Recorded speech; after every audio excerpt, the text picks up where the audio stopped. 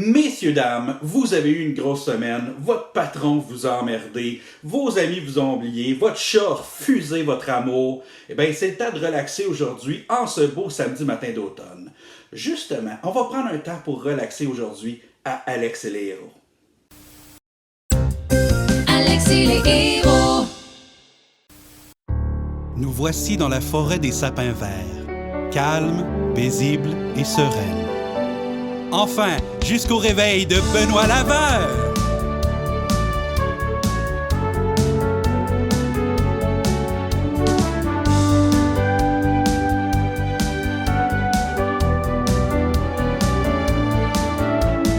Heureusement, il a des amis fidèles qui l'aident toujours à se tirer d'embarras.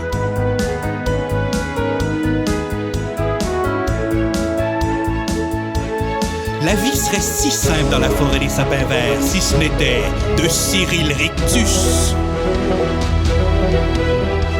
Et sa vie à lui serait aussi beaucoup plus simple si ce n'était des amis ratons.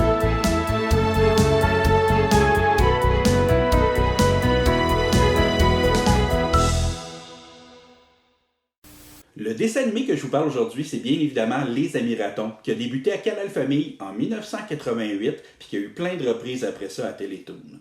Ça se peut que certains d'entre vous connaissent l'émission sous le titre Les Ratons Laveurs plutôt que Les Amis Ratons. Ça se passait dans la forêt des sapins verts, c'était des personnages animaux. Puis cette émission-là a une place toute particulière dans mon cœur. C'était un des dessins animés que je préférais quand j'étais jeune pour plusieurs raisons que je vous parle tout à l'heure. D'ailleurs, je vous montre un petit extrait juste là. Alors envolons-nous dans l'azur. Attends de savoir maîtriser toutes les finesses du pilotage de l'appareil, Benoît. Faites bien attention à ce que je dis, les amis. Ce levier permet de monter ou de descendre, et celui-ci fait avancer ou reculer l'appareil. Voilà qui paraît assez simple. L'émission qu'on connaît aujourd'hui, Les Amis Ratons, est un petit peu différente de ce qu'elle était à son départ. En fait, c'est à la fin des années 70 que les personnages des Amis Ratons ont été créés par Kevin Gillis, qui est un producteur canadien. Lui, dans le fond, ce qu'il a fait, c'est qu'il a créé les personnages des Amis Ratons, puis il a proposé à la CBC un spécial télé de 25 minutes qui s'appelait The Christmas Raccoons. Je vous en montre justement un extrait. Oh, morning, Bert. Hi, Bert. How'd you sleep? Oh, terrific. What a mattress. What a guest bedroom. Very forest chic. What a raccoon-dominium. Le spécial télé a énormément de succès au Canada, mais aussi aux États-Unis puis en Angleterre. Ça met en vedette, dans le fond, les personnages des Amis Ratons contre Cyril Rictus, un magnat des pâtes et papiers qui veut juste se débarrasser des Amis Ratons. Suite à ce spécial-là, il y a eu deux suites. Il y avait The Raccoons on Ice en 1981 et The Raccoons and the Lost Star en 1983. Puis il y a eu un direct-to-video après qui s'appelait The Raccoons Let's Dance, puis ça regroupait des éléments des autres spéciaux qu'il y avait juste avant. Une chose qui est intéressante, c'est que toute la musique qui est utilisée dans les spéciaux télé, c'est la musique qui a été utilisée au complet pour la série animée qui a commencé en 1985. Mais qu'est-ce que tu penses de moi alors? Tu trouves que j'ai l'air gentil? Non, patron! Alors allez-y ou je fais de vos couanes sans valeur 3 valises de grand luxe. Oui, patron! Cette année-là, les grands réseaux américains s'intéressent au projet et proposent à Sheldon Wiseman, le producteur, une première saison de 13 épisodes qui va sortir en 1985. Dans le fond, la première saison, elle a coûté 4,5 millions de dollars et elle jouait dans le même bloc que Fraggle Rock. C'était la Atkinson Film Arts qui produisait les épisodes, les mêmes qui ont produit les épisodes pour les Caminos. En tout, il y a eu 60 épisodes de 23 minutes en 5 saisons distinctes. Mon émission préférée. Qu'est-ce qui se passe dans cette émission-là? En fait, il y a 3 personnages principaux, Benoît, Charles et Mélissa Laveur, qui sont 3 colocs qui habitent ensemble dans un arbre. Mélissa et Charles sont mariés ensemble, tandis que Benoît, c'est comme la 3e roue du couple un peu. Là. Benoît, il est un peu hyperactif, puis il se met souvent dans le pétrin, et c'est au tour de Charles et Mélissa de le tirer dans la bûche. Les 3 personnages, ils travaillent à l'Écho des Sapins Verts, qui est le journal local, qui parle des événements, dans le fond, qui se passent dans la forêt des Sapins Verts, mais aussi qui combattent l'establishment, puis qui font la promotion de prendre soin de la forêt. C'était vraiment dans un temps où on était plus écolo à travers les émissions. On pense déjà à Touf Touf et Polluard, et aussi à Captain Planet à YTV. The power is yours! Bien que le projecteur y était placé sur les 3 personnages dont je vous ai parlé, c'est surtout la relation d'amitié qui existe entre Benoît Laveur et son meilleur ami Cédric qui est mis de l'avant. Souvent, dans le fond, on les voit en compétition, puis il y a beaucoup d'enjeux émotionnels entre les deux. Puis justement, une des richesses de l'émission, c'est comment que les producteurs ont réussi à transmettre des émotions d'adultes pour que les enfants comprennent. D'ailleurs, l'émission a gagné énormément de prix, dont un Gémeaux de la meilleure série animée dans les années 80. En plus de ça, Benoît Laveur et sa blonde Lisa ont été choisis comme mascotte de l'équipe olympique canadienne en 1990.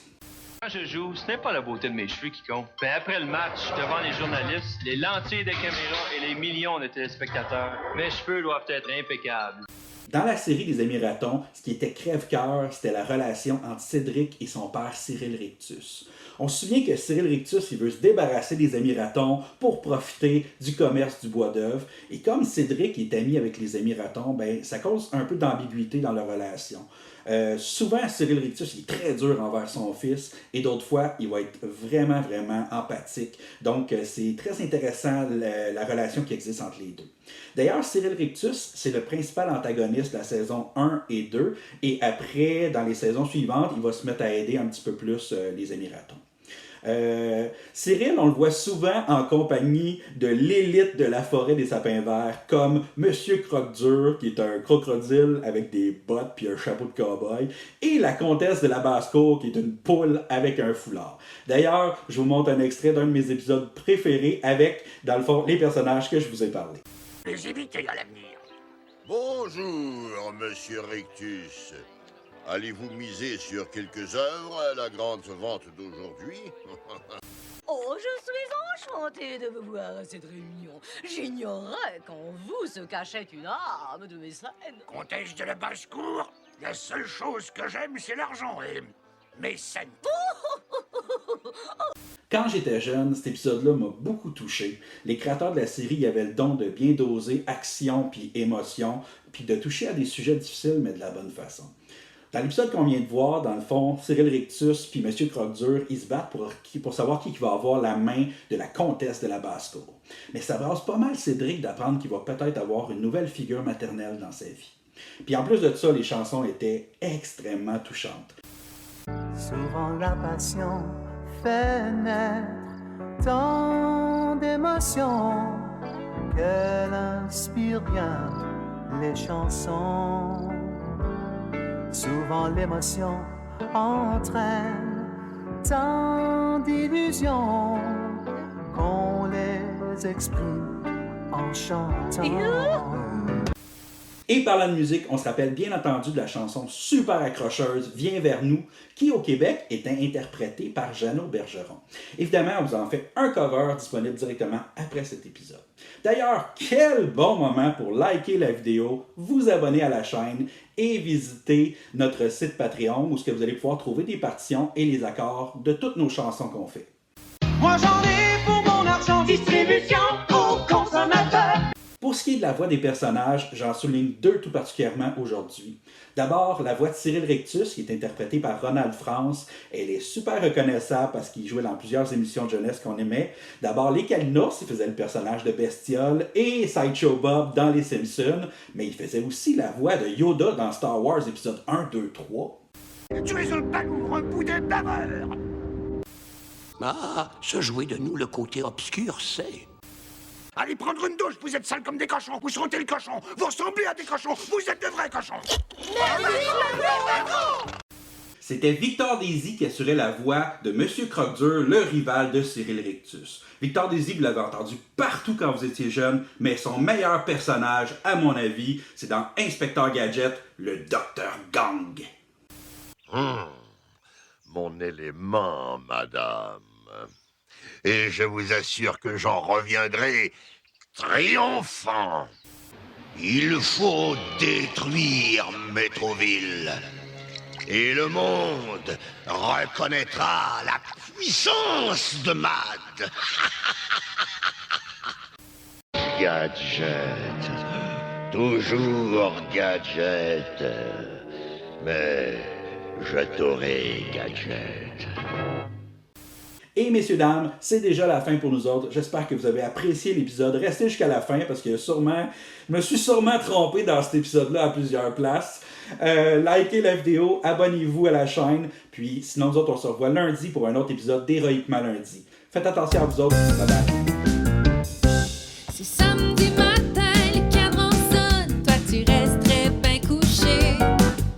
Les enfants broient, ta blonde t'abandonne, une journée à oublier.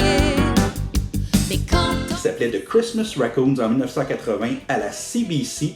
Et je sais pas quoi dire. Fait que dans le fond, on va tout recommencer ça. C'est bon? Mais aussi qui combattent l'establishment, puis qui font la promotion qui font la promotion de prendre soin de la forêt. C'est correct ou ça a mal passé sûrement? On va recommencer. il est héros, Alex il est héros, Alex il est héros. Messieurs, dames, vous avez eu une grosse semaine, votre patron vous a emmerdé, vos amis vous ont oublié, votre chat a refusé votre amour. Ben, c'est le temps de prendre ça relax, hein? Héroïquement, samedi soir, dans le bas du fleuve, avec une terre de 30 arpents. Ça n'a pas rapport. Beaucoup de chansons, ça a zéro rapport.